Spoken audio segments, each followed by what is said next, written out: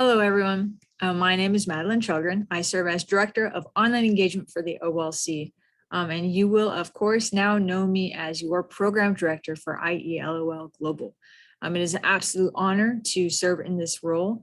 And I'll hold off on sharing the rest of my enthusiasm and encourage you all to listen and engage with my intro video, which, of course, I will tease you around with the sense of finding that for yourself because it is related to this very video here.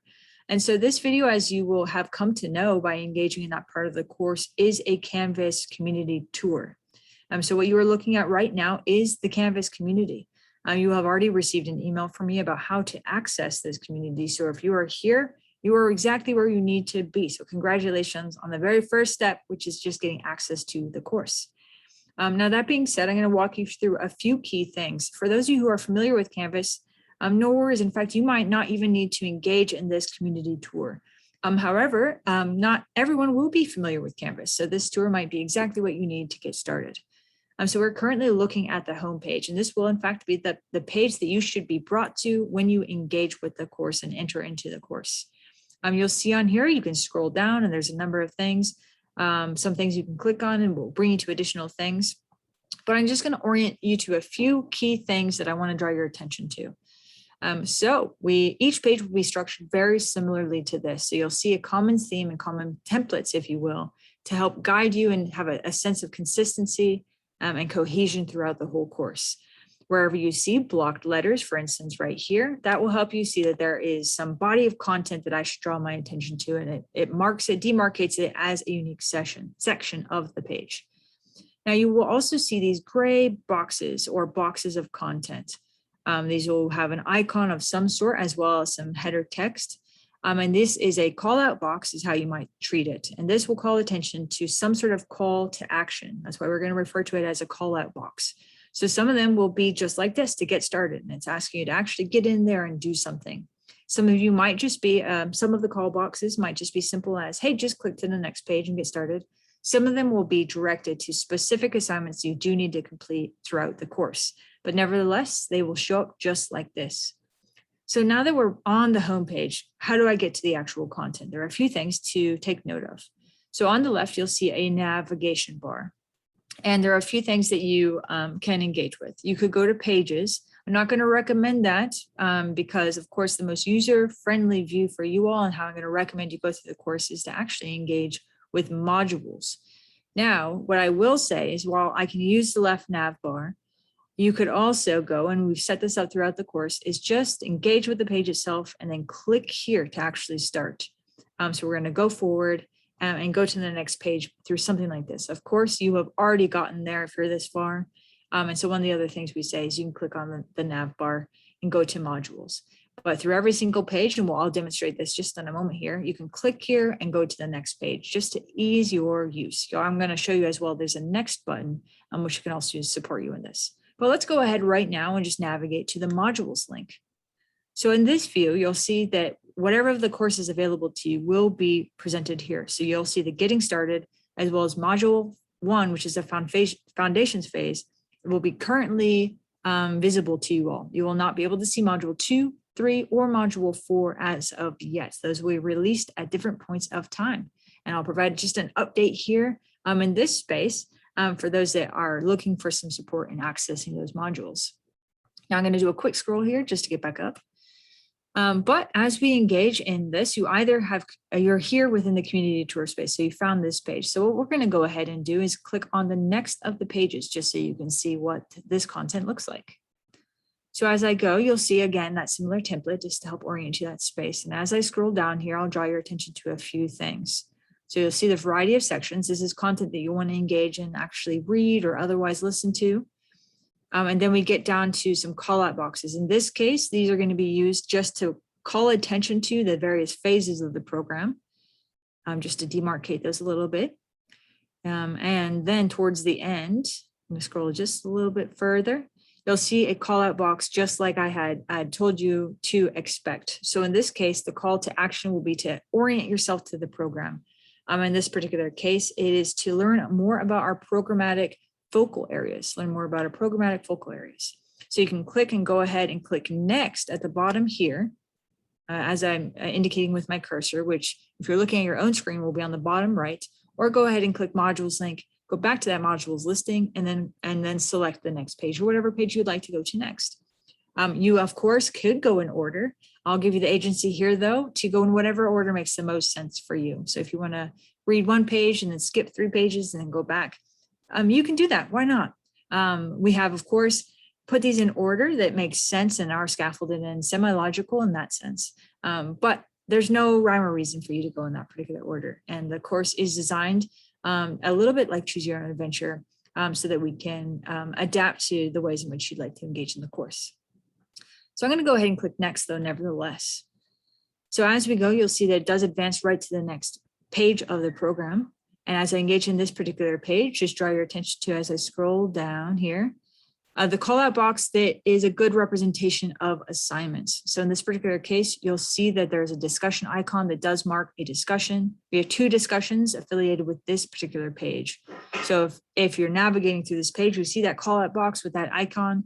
You want to say, oh, this is something I am responsible for, something I have to actually do, and a call to action that I need to heed or respond to in some way. In this course, and for this particular page, of course, this is reflections. So you'll want to engage with those 2 reflections. There are a few ways you can do this. And so whenever you see this, we've provided multiple pathways. You can either click here right within the text, and it'll take you directly to that reflection. Or, as you might predict already, you can go ahead and click next, and this content here at the bottom will remind you of that. Click next, and it will take you right to the first of these reflections. Now, this will advance you to an actual discussion. And so if we were to look over on the left, actually, that nav bar will have just changed for you. So we're now looking at a discussion as opposed to a page. And this is what your discussion forum will look like. So you'll see the template is very similar. If you scroll down to the bottom, there are some instructions here for your support as well if you are unfamiliar with discussions in Canvas. But you can just type reply and go ahead and engage right with that reflection when you are ready to go. And when you are complete with that, or perhaps you want to hold on to it for later and finish that later, you can go next. And you'll notice it takes you right to the very next reflection, okay? That next discussion space. And so this will be the way in which you navigate through the program. I'm going to draw attention to just one other thing. There are some cases, for instance, like the facilitator's bio, where there are going to be some embedded videos for you to engage with. There'll be others like the tech overview. Actually, I didn't need to click on that 1 second. There'll be others like the tech overview, where there's going to be some content that's going to be linked out to. So we'll go ahead and navigate here and just show you that. All right, so there's going to be help forum, and you'll see that that is another discussion space that serves for any support you are looking for or might need. Zoom, if you're unfamiliar with Zoom, we're going to be using it a lot. So there are lots of support links therein and ways to get you supported there. A little bit of orientation to these pages, and even Flipgrid. So we will be using Flipgrid. In this particular case, you'll see linked content and other spaces on the course. You'll see that Flipgrid has actually been embedded right within the course Canvas instance. And so you can either click out externally to open up Flipgrid in those instances, or type right within the course, either one, and engage with it that way. But nevertheless, do keep an eye on these callouts. And because, again, they'll either advance you to the next page or specifically ask you to complete an assignment. As you engage in the course in this manner, you can either, again, go next or go back to that modules page. As you do, just make your way through all of the getting started content as well as the foundations phase. The foundations phase, it will be no surprise to you. It follows the exact same structure along the way. There will be some key ways to get in contact with us. And the one way in which I formally do set this up, you can, of course, always message me or email me as your program director. But that help forum is going to be extremely helpful. So let's say that you're not embedded within one of these pages that links out to the help forum. How do you find it? And up at the top here, on that nav bar, you'll see discussions. So I'm going to encourage you to go ahead and move over to discussions. You'll see here all the discussions that are currently available to you. Again, they won't list every single discussion, but those that are currently available to you. And you'll want to find the help forum. Of course, I've set this up where in this particular case, you cannot see it. So hold on 1 second. I'm going to pause the video, actually make available the help forum, and then you'll see it shows up there. All right, as promised. And so that is a great example of I just forgot to make something visible to you. So if along the way you hear me in any space, say, go and access something, you're saying, hey, Maddie, it's not there. That would be a great way to reach out to me. And the help form is now available too. So that would be the perfect space to do it.